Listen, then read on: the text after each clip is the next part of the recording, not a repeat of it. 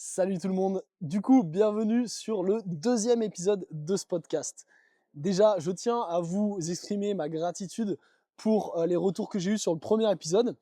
Il n'y a pas eu forcément trop de visibilité, trop de vues, mais par contre, ça a été qualitatif de fou parce que j'ai eu vraiment beaucoup de retours et j'ai pas mal de personnes qui du coup m'ont reposé des questions que je vais pouvoir aborder justement dans les prochains épisodes, des questions que je vais aborder aujourd'hui, qui sont vachement intéressantes et vachement pertinentes. Donc vraiment, voilà, merci du fond du cœur pour vos retours. Je vais continuer à m'améliorer et à me poser justement les bonnes questions pour pouvoir vous fournir un service de qualité et pouvoir continuer à rester authentique au maximum. Donc voilà, on va faire le truc jusqu'au bout, on va se faire plaisir avant tout, hein, parce que ce podcast, il est là aussi pour me faire kiffer, même s'il est là pour vous aider aussi, j'ai envie de prendre du plaisir avec ça, et voilà, en tout cas, c'est déjà mission accomplie pour l'instant. Et puis voilà, on va progresser ensemble petit à petit. Donc merci beaucoup pour les retours que j'ai eus, et j'espère que du coup, ce deuxième épisode vous plaira. Pour les petites news, donc là on est toujours à Copenhague, ok, vraiment le gros kiff, ça fait une semaine. On a bien pris nos marques, on a commencé à prendre un petit peu nos repères, nos petites routines. Franchement, ça change de Phuket, hein. Il y a vraiment pas cette ambiance un peu chelou, un peu malsaine qu'il y avait à Phuket, même si, comme je disais dans l'épisode précédent, on a adoré Phuket, mais la vibe était vraiment pas la même. Là, c'est vraiment chill, vraiment détente, tourné encore une fois vers le bien-être et tout. Donc franchement, c'est vraiment génial. On apprécie ce cadre pour travailler, ça nous rend hyper productifs, ça nous permet d'économiser beaucoup de temps, beaucoup d'énergie sur les petites questions du quotidien et du coup de donner max d'intensité dans le boulot. Même moi, par rapport à mes coachings, ça me met en feu de fou parce que du coup, vu que j'économise énormément d'énergie sur les petits trucs du quotidien, même le fait de cuisiner, de faire la vaisselle, les tâches ménagères, etc., j'ai pas à les gérer, j'ai juste en fait à être productif, à travailler, à donner le meilleur de moi-même, à me creuser la tête pour trouver de nouvelles idées et tout. Donc franchement, c'est vraiment génial. C'est vraiment génial. Je suis vraiment très content avec ma femme qu'on ait décidé de vivre ce mode de vie-là parce que ça nous permet vraiment de croître à fond. Et voilà, je vous souhaite vraiment, encore une fois, voilà, je suis bien conscient hein, que pas tout le monde est capable de pouvoir s'offrir ce mode de vie-là, en tout cas pour l'instant. Vraiment, j'espère pouvoir vous nourrir de bonnes idées pour pouvoir vous poser vous aussi des questions de comment je peux arriver à vivre une vie qui m'épanouit et qui me permet d'avoir la liberté de réfléchir comme je veux et de faire ce que je veux parce que c'est tout un chemin, encore une fois. Il n'y a pas de privilège de quoi que ce soit, c'est la méritocratie, comme je le dis toujours. Ok, le fait d'en être ici aujourd'hui, c'est pas le fruit du hasard, c'est le fruit de remise en question, c'est le fruit de questionnement, d'entourage, d'erreurs, d'échecs, de leçons apprises, etc. Et voilà, toujours cette capacité à réfléchir en termes de solutions et réfléchir de manière à, ok, j'ai telle ambition, j'ai tel objectif, comment je fais pour y arriver? Même si c'est difficile, même si des fois il peut y avoir des embûches, etc. Il y a un chemin à suivre et tant qu'on s'en détourne pas et que c'est suffisamment important pour nous, bah on y va. Voilà, donc les news sont bonnes, on continue à kiffer et on est parti pour cet épisode de podcast. Donc pareil, j'ai repris 4 questions que j'ai sélectionnées, que j'ai trouvées vraiment intéressantes et je vais prendre le temps vraiment de les développer chacune à la suite des autres. Ok. Donc première question qui m'a été posée. Comment arrêter de s'auto-saboter et de se trouver des excuses? Très intéressant, comme toujours. Alors, ce qu'il faut comprendre, c'est que déjà, on va remettre les points sur les i. L'auto-sabotage, la procrastination, les excuses, tout ça, on y est tous sujets. D'accord? C'est humain. Pourquoi? Parce que déjà, en fait, physiologiquement, naturellement, neurologiquement, notre cerveau, il est programmé pour l'économie. Ok? Donc, ton cerveau, il est programmé pour la survie. Il est programmé pour économiser de l'énergie. Ok. Donc déjà, quand tu as compris ce principe-là, tu vas comprendre que tout ce qui va te demander une ressource supérieure, une énergie supplémentaire, quelque chose qui sort de ta zone de confort, eh ben forcément, ton cerveau, il va pas trop kiffer ça, en tout cas pour l'instant. Et du coup, il va mettre en place des processus mentaux, une sorte de gymnastique mentale pour créer de la procrastination, de la flemme, etc. Okay, donc c'est un processus que n'importe quel être humain ressent. Okay, même les personnes les plus successful que tu connais, même les athlètes, etc., sont sujets à la flemme, à la procrastination. Okay, la différence est entre le fait d'écouter, de subir et de céder justement à ce truc-là, et bah, justement de comprendre ce mécanisme et de mettre en place les choses qu'il faut pour y échapper. Okay, donc, c'est un sujet où il y a beaucoup de choses à dire. Déjà, premièrement, il faut partir du principe que, encore une fois, la vie est un jeu. Ok, la vie est un jeu avec des règles. Et quand tu as compris ça et que tu veux jouer à ce jeu-là et que tu as des objectifs, bah déjà, il va falloir comprendre que il va falloir se sortir les doigts du cul, clairement. Ok, tu seras toute ta vie, tu seras confronté à cette flemme, à cette procrastination. Mais il tient qu'à toi, en fait, encore une fois, de décider de laisser passer ta vie sous tes yeux ou au contraire, ben, d'affronter un petit peu cette difficulté jour après jour, semaine après semaine, mois après mois, et pouvoir construire quelque chose de vraiment durable et de sain pour toi, par rapport à ce que tu veux. Ok. Donc, moi, ce que je peux te dire par rapport à ça, pour mettre en place des outils concrets pour aller dans le bon sens, c'est déjà, encore une fois, avoir une vision extrêmement claire, extrêmement précise de ce que tu veux dans la vie. Il faut vraiment partir du principe qu'on ne peut pas avancer à l'aveugle. J'en parlais déjà un peu dans l'épisode précédent, mais ce sera toujours important de le rappeler. La vie, voilà, tu as besoin d'un GPS, de savoir où tu vas, ok? Parce que comme je le disais, déjà, si tu ne sais pas où tu vas, ça va être encore plus facile pour ton cerveau de te faire procrastiner, d'avoir la flemme, parce qu'il va falloir réfléchir à chaque fois à ce que tu dois faire, etc., à chaque instant, pour avancer dans la bonne direction. Que quand tu as une destination extrêmement précise, que tu connais chacune des étapes pour y arriver, eh ben, tu économises déjà cette énergie de réfléchir, ok, qu'est-ce que je dois faire, etc., parce que tu as déjà fait tout ce travail en amont. Donc la première base fondamentale, c'est de savoir exactement ce que tu veux, comment tu le veux et ce que tu dois faire pour y arriver. Et cette vision, elle doit être précise au millimètre près, d'accord? Ça doit être vraiment en 4K Ultra HD. Par exemple, un truc bateau. Si toi, tu te dis, je sais pas moi, j'en sais rien, je veux finir riche avec une villa au bord de la mer, voilà, truc classique. Ok, mais concrètement, où ça? Par exemple, tu veux être riche. C'est quoi pour toi la richesse? C'est-à-dire, tu veux gagner combien d'argent? Et me dis pas, je veux gagner genre 100 000 euros, 200 000 euros. Non, tu veux gagner genre quelle somme? Est-ce que c'est genre 125 000 euros, 135 000 euros? Enfin, j'en sais rien. Une somme extrêmement précise qui te permet de savoir avec beaucoup de précision ce que tu vas pouvoir t'offrir comme cadre de vie avec ça. Ok? Première étape. Pareil, dans ta vision, ok, tu te vois avec ta villa et tout, tu te vois où?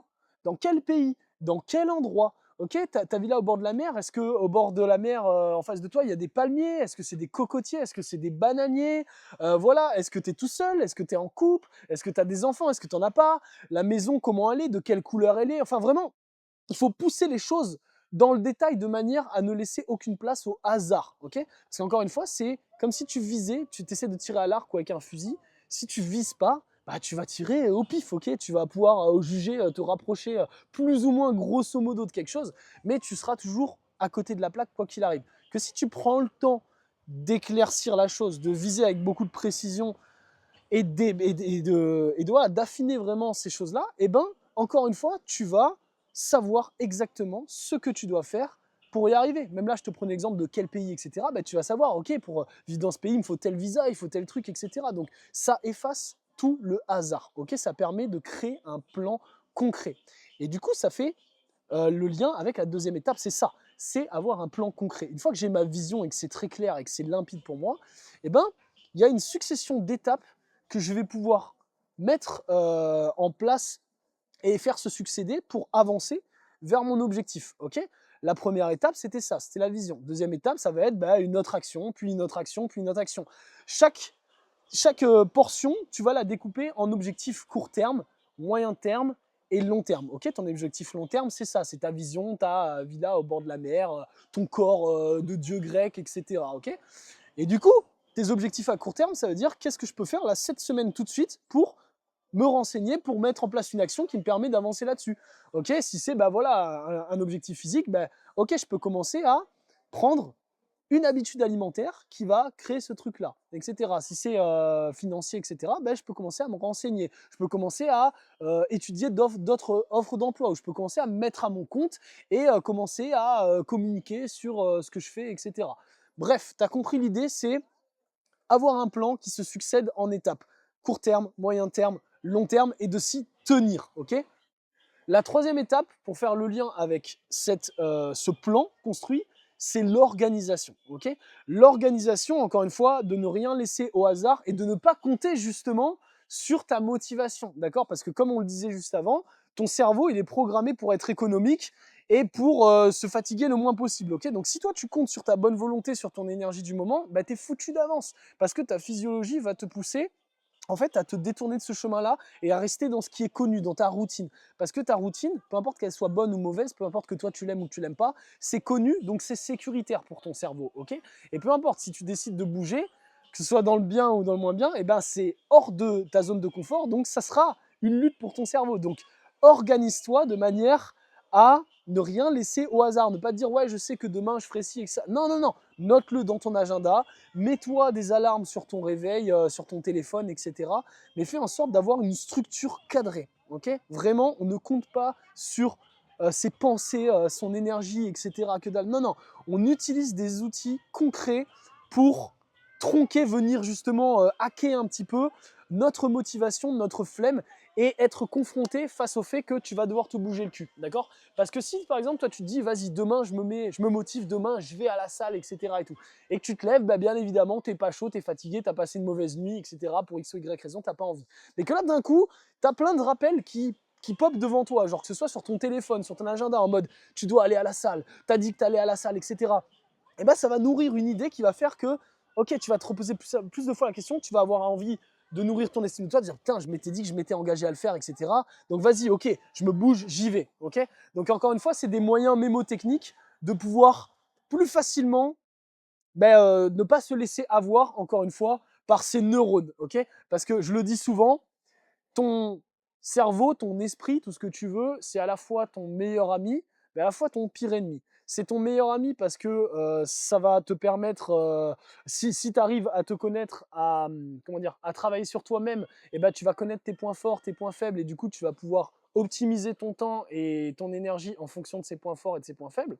Mais si justement tu fonctionnes sans structure et que tu ne fais pas ce travail-là, eh ben, tu vas subir en fait des comportements compulsifs, des comportements, des schémas d'échecs répétitifs, etc., etc., ce qui fait que rien n'avancera. Okay, je digresse totalement, mais tout ça pour en revenir que la procrastination et la flemme, ça se combat par la discipline, ok? Et la discipline, ça se structure. Et ne pars pas du principe que toi, tu n'es pas quelqu'un de discipliné, etc. Dans l'épisode précédent, je parlais de ton identité. Si toi, tu prononces des phrases comme je ne suis pas discipliné, j'ai du mal à me discipliner, ben, tu es déjà en train de nourrir, tu es déjà en train d'envoyer de l'énergie dans cette réalité-là, ce qui fait que ça va être d'autant plus difficile de changer cet état de fait, ok? Que si vraiment, encore une fois, tu te dis, ok, je suis en train de mettre en place des actions, je suis quelqu'un qui cherche à m'organiser de plus en plus, et bien petit à petit, tu vas pouvoir avancer et changer, d'accord? Donc on se discipline par l'organisation, par la priorisation. Ça, c'est un point que j'ai complètement digressé et auquel je voulais revenir, c'est la priorité, ok? Ton cerveau, encore une fois, il fonctionne par ordre de priorité. La priorité, c'est la survie, d'accord? C'est le fait de pouvoir entretenir tes fonctions motrices, etc., cognitives, donc manger, dormir, boire, etc. Et ensuite, il y a le reste, d'accord? Et c'est là où toi, volontairement, tu dois hiérarchiser tes priorités. Il faut faire en sorte que ta volonté, ta vision, elle soit tellement importante pour toi, viscéralement, vraiment au fond de tes tripes, pour que ton cerveau en fasse vraiment une priorité, quelque chose qui ne va pas sauter. Ok, donc, par rapport à ça, il faut que tu te fasses passer en premier. Il faut que tu te fasses passer en premier et que tu alloues du temps à cette chose-là. Donc, ça va partir bien évidemment du fait de se libérer des plages horaires dans son emploi du temps dédié à ça, dédié à l'organisation, dédié à la réflexion de son projet, dédié à la vision, dédié aux actions concrètes, mais en faisant en sorte que c'est prioritaire. Il ne faut pas que ton projet ou ton ambition, et quelle qu'elle soit, encore une fois, là on partait, je parlais d'un exemple, villa au bord de la mer, corps de dieu grec, etc. Mais ça peut être aussi des trucs vraiment beaucoup plus minimes, tels que rendre ce dossier pour la semaine prochaine ou quoi que ce soit. Voilà, on priorise, on hiérarchise et ensuite, on fonctionne. Vision, plan concret, organisation, discipline. Et dernier point, l'entourage. Ok, l'entourage.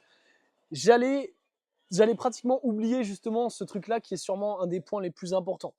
Si autour de toi, tu vis constamment entouré de personnes, que ce soit ta famille ou tes amis, de personnes qui n'accomplissent rien dans leur vie, qui sont eux-mêmes des procrastinateurs, qui repoussent toujours les choses, qui ne se fixent pas de projets, d'objectifs, etc., eh ben forcément, toi, tu vas être influencé par ça et ça va être d'autant plus difficile d'avancer. D'accord? On est la somme des personnes qu'on fréquente et il en vient de notre responsabilité de choisir avec beaucoup de justesse ben, les personnes qu'on a envie de laisser nous influencer parce qu'on est influencé, qu'on le veuille ou non.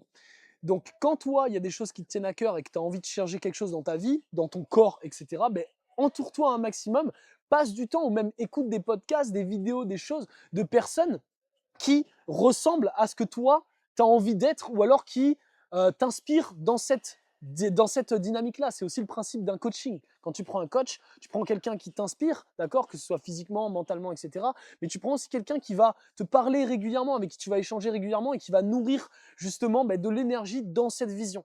Donc, observe avec beaucoup de clarté et beaucoup de sincérité ton entourage et demande-toi si les personnes que tu fréquentes te tirent vers le haut, t'aident à avancer sur ce qui est important pour toi, ou si au contraire, elles t'entretiennent dans un marasme qui fait que les choses n'avancent pas. Ok? Voilà. Pour cette première question, pose coco. Et oui, parce que la coco est toujours là, c'est un non négociable. Ok. Donc, je vais passer à la deuxième question. Deuxième question qui va être assez clivante, hein. Je sais que ça pique comme sujet. Qu'est-ce que je pense du CrossFit? Alors, le CrossFit, j'en pense plein de choses, d'accord? Déjà, j'en pense beaucoup de bien. J'adore le CrossFit. Je suis à la base un ex-passionné de CrossFit. Je ne sais plus tellement le cas aujourd'hui parce que, entre guillemets, j'ai dépassé le stade du fanboyisme au niveau du CrossFit et je comprends que, encore une fois, le corps, le mouvement, c'est quelque chose de beaucoup plus large et que le CrossFit, au final, ça reste juste un sport à part entière comme beaucoup d'autres choses. Mais voilà, je vais essayer de rester cadré par rapport à cette question. Le CrossFit, je trouve que c'est vraiment quelque chose de génial. Okay, moi, personnellement, c'est ce qui m'a permis de me développer physiquement, c'est ce qui m'a permis de développer beaucoup de valeurs, une très bonne philosophie, parce que ça m'a appris justement la notion de dépassement de soi, la notion d'exigence, la notion de se fixer des objectifs, la notion d'apprendre à lâcher prise avec les échecs, etc.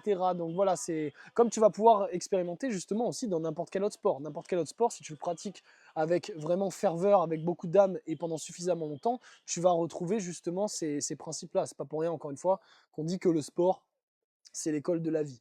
Mais je pense que si on m'a posé cette question, c'est en lien justement avec tout ce que j'essaye de faire par rapport à la transformation physique, etc.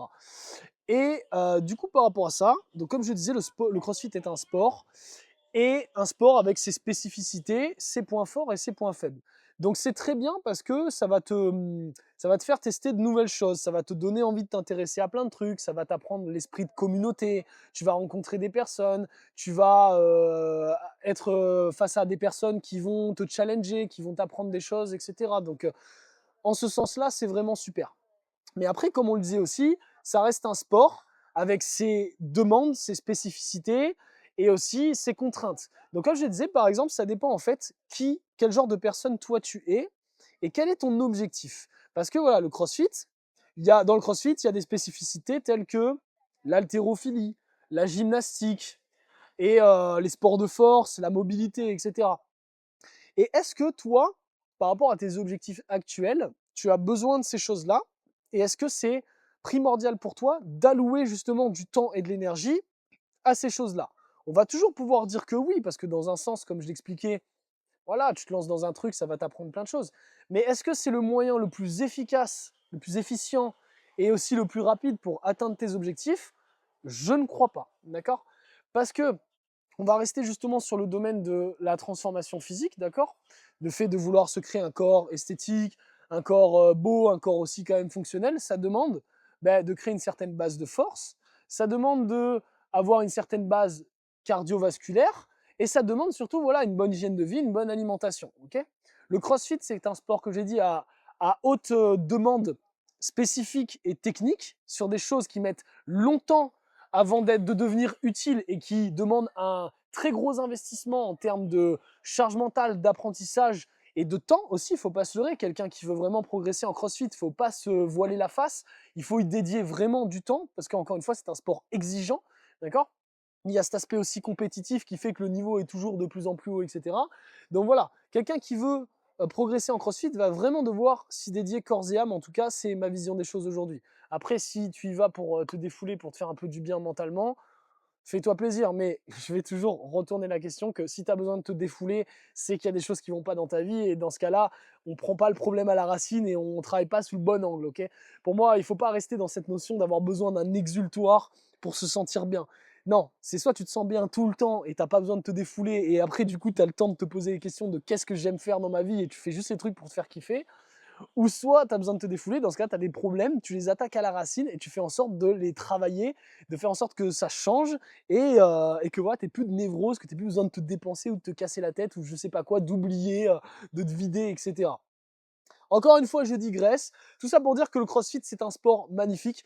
Moi, je recommande à tout le monde d'essayer. Le CrossFit, c'est merveilleux. Encore une fois, moi, je le dis, je suis issu du CrossFit et j'ai coaché en CrossFit pendant des années. Donc, j'ai encadré des personnes par rapport à ça. J'ai vu de très belles histoires, de très belles transformations avec le CrossFit.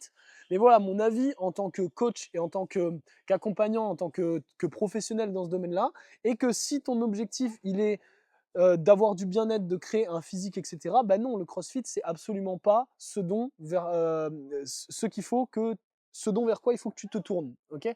Parce que, comme j'ai dit, il y a des choses beaucoup plus simples, beaucoup plus accessibles et beaucoup moins énergivores et chronophages que le CrossFit, typiquement tel que la musculation.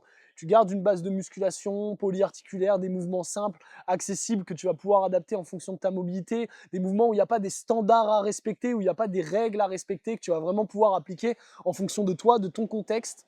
Comme je le disais, il y a plein de choses aussi. La musculation, tu le fais en fonction de toi, de ton emploi du temps, de tes disponibilités, tout ça. Le CrossFit, c'est des cours encadrés, des créneaux d'une heure, souvent à des horaires qui sont assez délicats quand tu as des obligations, quand tu as des enfants, quand tu as un rythme de vie serré, etc.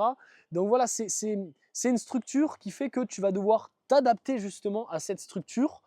Et du coup, ça va te demander, encore une fois, beaucoup d'énergie, beaucoup d'organisation, plutôt que si toi, tu avais une structure qui s'adaptait à toi, à ton emploi du temps et à ta réalité. Tu vois, le fait que si tu as 20 minutes, tu fais 20 minutes, si tu as 30 minutes, tu fais 30 minutes. Non, le CrossFit, tu n'as pas le choix. Il faut que tu y ailles, c'est un créneau d'une heure, donc il faut que tu arrives à te libérer le temps d'y aller, de faire ton heure et de retourner, etc. etc. Donc, il y a plein de petites complications comme ça qui fait que, encore une fois, il y a des meilleures choses à faire. Ok, bouger un peu à la maison, s'occuper un peu de son hygiène de vie, de son alimentation, ça va te permettre d'avoir des résultats beaucoup plus rapides, beaucoup plus concrets que n'importe quelle méthode de CrossFit. Surtout que, encore une fois, disclaimer, j'ai envie de cracher sur personne ni rien, mais l'avantage du CrossFit, c'est que tout le monde a son CrossFit et tout le monde a sa vision et son enseignement du CrossFit. Mais le désavantage du CrossFit, c'est également ça. C'est aussi que tout le monde peut l'enseigner et que tout le monde a sa vision et que tout le monde fait à sa sauce. Donc tu vas pouvoir tomber sur des excellents coachs qui vont pouvoir changer ta vie, ta vision des choses, qui vont pouvoir t'apprendre plein de trucs et vraiment t'aider à progresser. Comme tu vas pouvoir tomber sur des blaireaux qui vont te péter en deux, qui vont te ruiner ton estime de toi, ta confiance en toi, qui vont faire n'importe quoi, n'importe comment, qui vont mal adapter les choses et qui vont te dégoûter du sport et de toi-même. D'accord? Donc ça, c'est aussi un truc à prendre en considération. C'est que le CrossFit, il faut vraiment aussi tomber dans un endroit où c'est bien fait, où c'est bien encadré, où c'est bien coaché, etc. Et heureusement, il y a beaucoup de personnes en général, les gens qui font ce sport le font bien. Mais c'est pas toujours le cas. Okay, donc voilà, il y a beaucoup de facteurs qui font que le CrossFit, c'est un sport merveilleux, encore une fois, à n'importe quel titre, n'importe quel autre sport, mais que, encore une fois, c'est pas le plus adapté pour monsieur, madame, tout le monde et pour avoir, encore une fois, d'autres objectifs à côté. Parce que voilà, moi, je pars du principe que le corps, c'est censé être un biais, un vecteur d'élévation du reste de ta vie. En tout cas, moi, c'est le chemin que j'ai suivi et c'est ce vers quoi je guide mes élèves en coaching. On travaille sur leur corps, ok, on fait des transformations physiques, on perd du poids, on apprend à s'aimer, mais ça nous apprend aussi à nous poser des questions et faire en sorte de comprendre que notre corps, il doit aider, il doit servir nos ambitions, nos rêves et nos projets personnels, notre épanouissement, notre bonheur, et que ça ne doit pas être une fin en soi.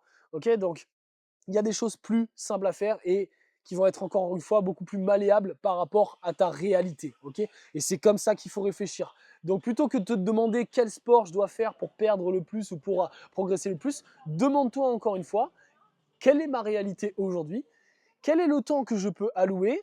Qu'est-ce que j'ai à ma disposition? Et qu'est-ce que je peux faire avec tout ça? D'accord? En fonction de tous les facteurs que tu as et de tes objectifs, tu vas pouvoir te créer une pratique sur mesure, ok, et qui ne dépendra pas d'un objectif et c'est ça qu'il faut chercher à avoir pour progresser à long terme, ok?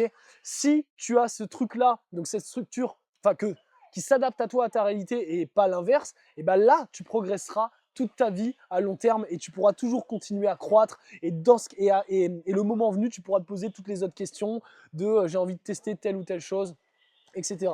Donc encore une fois, conclusion, le CrossFit est un sport merveilleux, d'accord?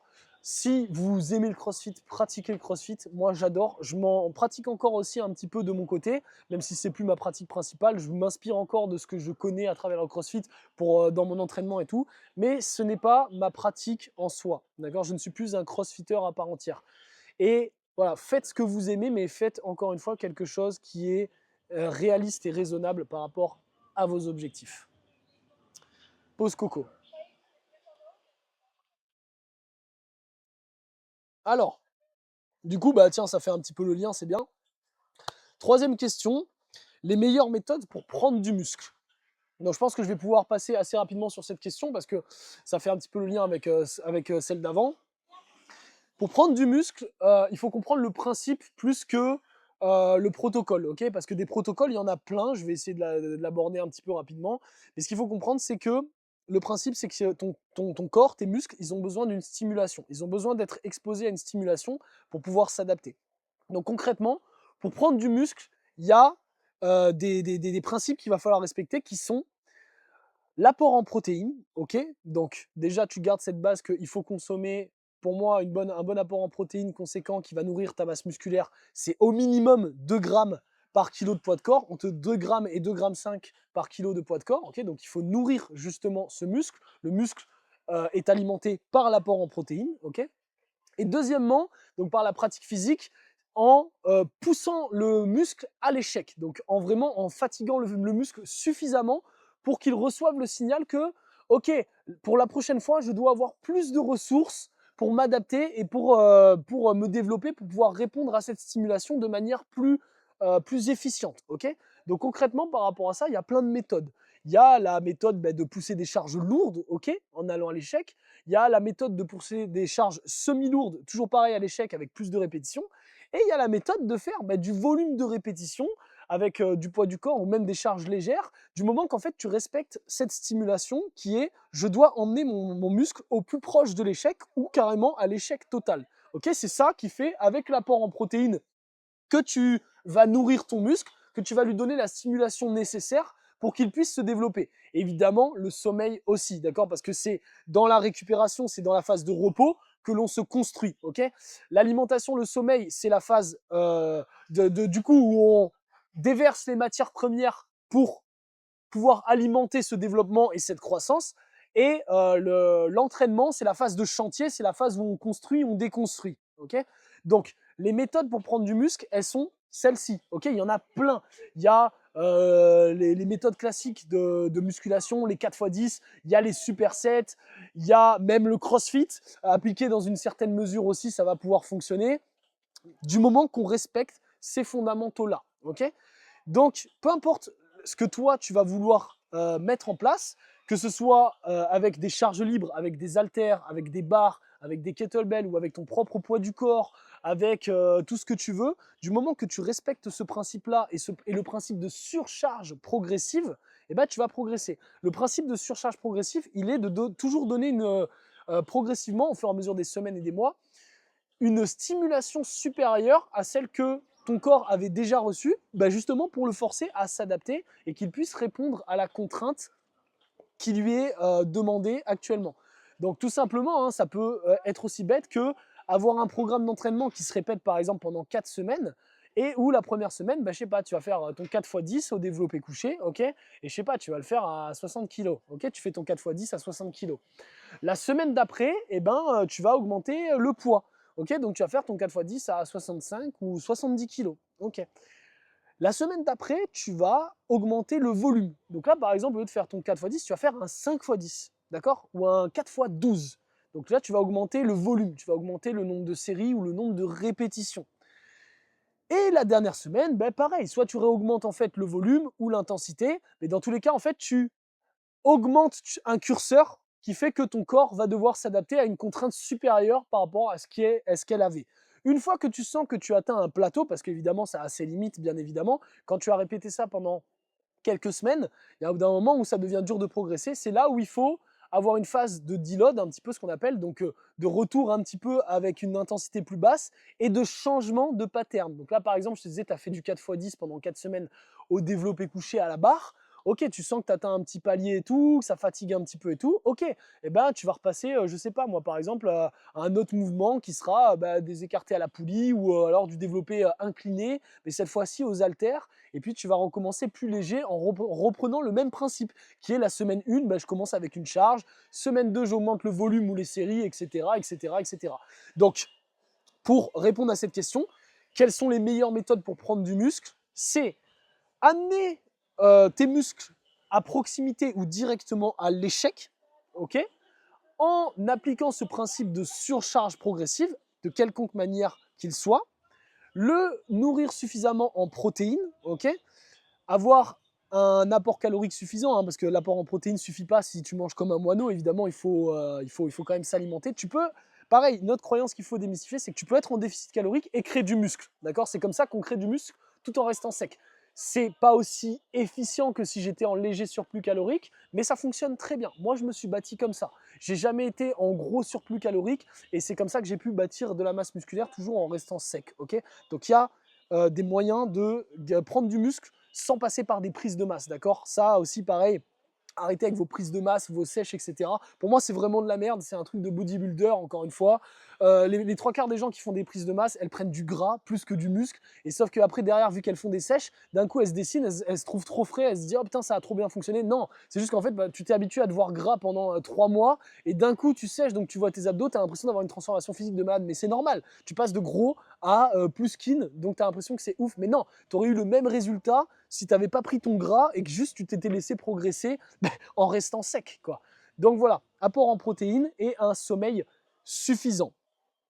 Dernier petit conseil, c'est que sur tout ce qui est le poids du corps, la surcharge progressive, elle va pouvoir s'appliquer en jouant avec le tempo aussi, les temps d'exécution. Donc tu vas pouvoir exécuter les mêmes exercices, les mêmes nombres de séries, mais pourquoi pas avec des temps d'exécution plus longs, avec des temps de pause, pourquoi pas encore en augmentant le volume et en jouant avec la gravité aussi. Par exemple, si tu faisais, je sais pas moi, des pompes, tu vois, classiques, et petit à petit, tu vas mettre du déficit. Donc pour aller chercher plus d'amplitude, etc. Donc voilà, il y a toujours moyen, même au poids du corps, même avec des entraînements minimalistes, calisthénie, etc., gymnastique, de mettre en place cette surcharge progressive. Ok?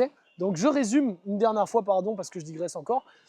Pour prendre du muscle, amener ses muscles à proximité ou à l'échec, surcharge progressive, alimentation riche en protéines, sommeil de qualité, et tu prendras du muscle post-coco.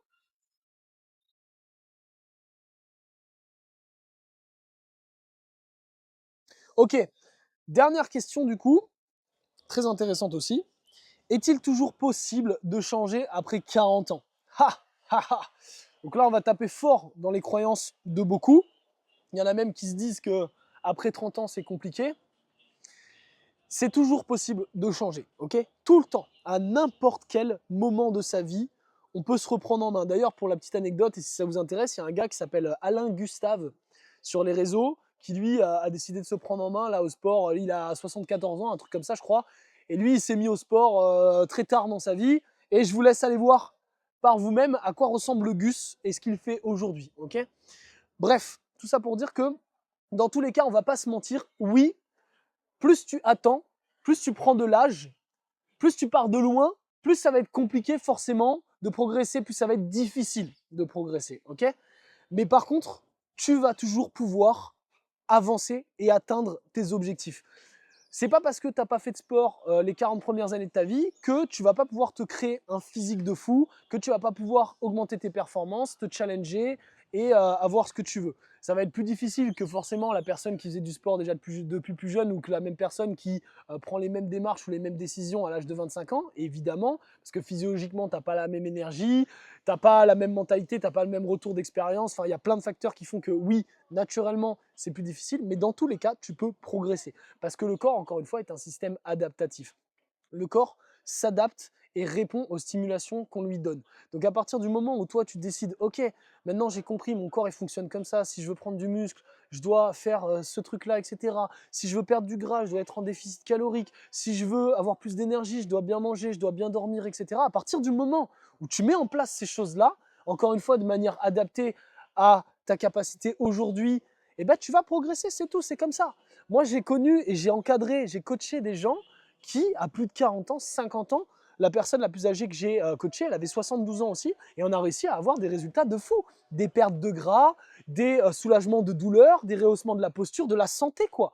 Donc vraiment, on peut toujours changer. Et ne laissez pas toutes les personnes qui nivellent par le bas et qui ont leurs propres croyances limitantes et qui justement n'ont pas les ressources, les capacités de faire ces choses-là par eux-mêmes, vous projetez leurs croyances et leurs peurs, ok?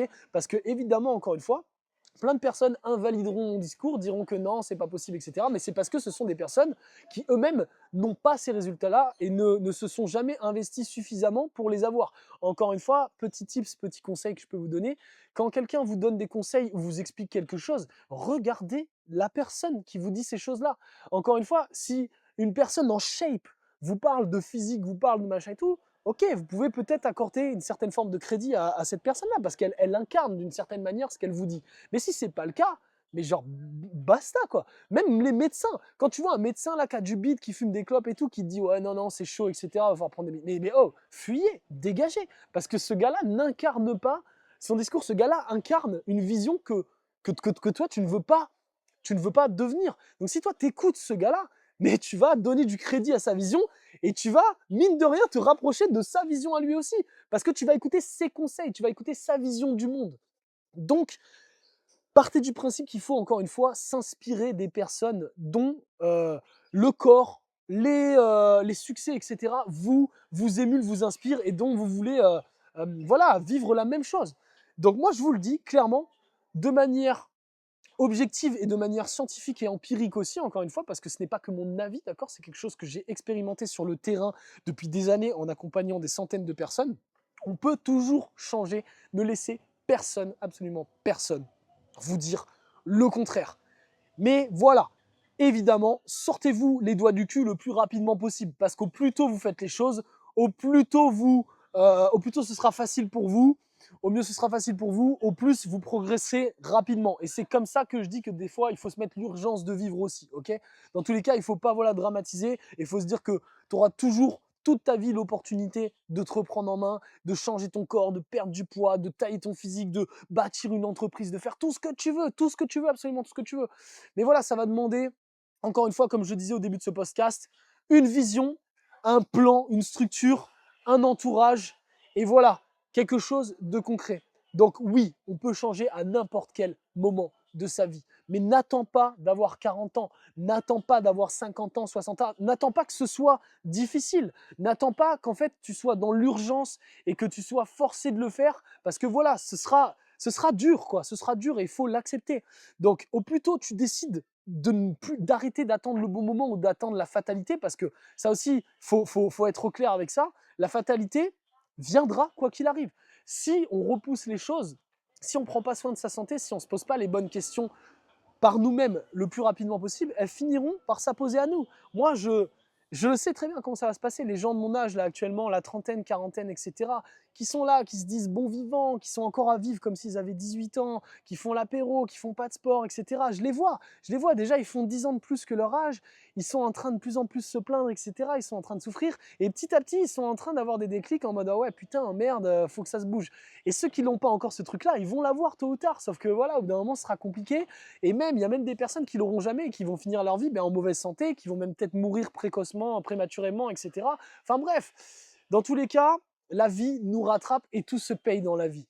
Donc, si on ne prend pas, encore une fois, délibérément, volontairement, le taureau par les cornes et qu'on ne décide pas de se mettre au travail une bonne fois pour toutes et de ne pas attendre le bon moment, mais de le faire maintenant, tout de suite, d'accord? Parce que c'est tout ce qui compte. Tout ce qui se passait avant, le passé, ça n'existe plus, ça n'a aucune espèce d'importance, ok? Notre passé ne nous définit pas. À chaque seconde qui passe là, même là quand je suis en train de parler, je peux décider de vous dire tout et n'importe quoi. Et ça influencera ce que vous allez penser de moi, ça influencera mon avenir, etc.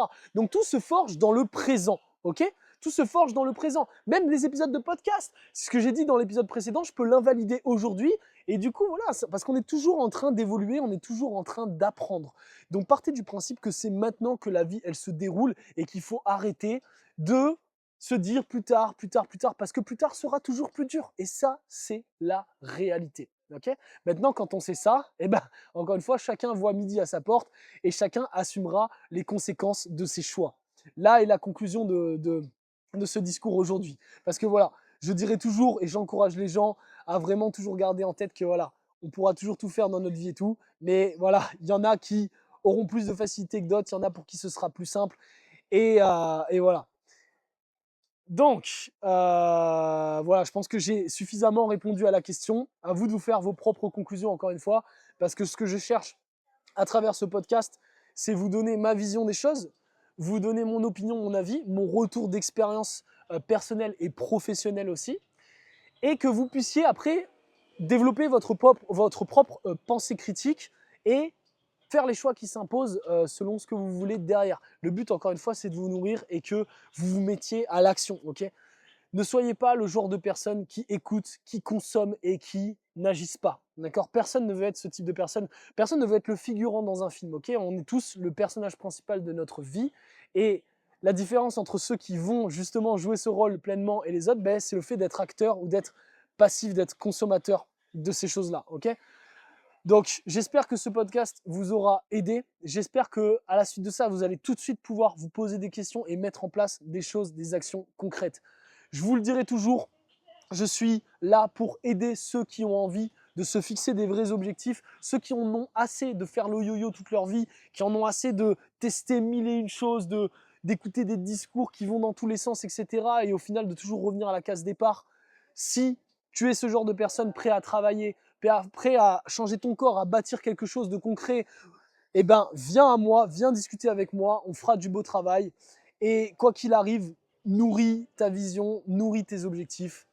Et voilà. Je te donne rendez-vous la semaine prochaine pour le prochain épisode de ce podcast. Comme d'hab, je t'encourage aussi à me donner tes références, tes questions. Si tu veux que j'aborde des thèmes en particulier, fais-toi plaisir, que ce soit encore une fois sur Instagram, là directement dans les commentaires Spotify, YouTube. N'hésite pas aussi à liker, à t'abonner, à mettre 5 étoiles si tu apprécies. Encore une fois, ça me permet moi aussi de prendre un feedback et de m'améliorer constamment, okay, de mettre en avant aussi mon discours. Si mon discours te parle, ça permet aussi de le propager à un maximum de monde. Donc voilà, si ça te parle et que tu soutiens, exprime ton soutien. Si tu as envie d'échanger avec moi, t'échanges. Et si tu as envie que j'aborde des thèmes, tu sais où me trouver, tu me le dis et on fait ça. Je te donne rendez-vous la semaine prochaine. Merci pour ton temps, merci pour ton écoute et ciao ciao.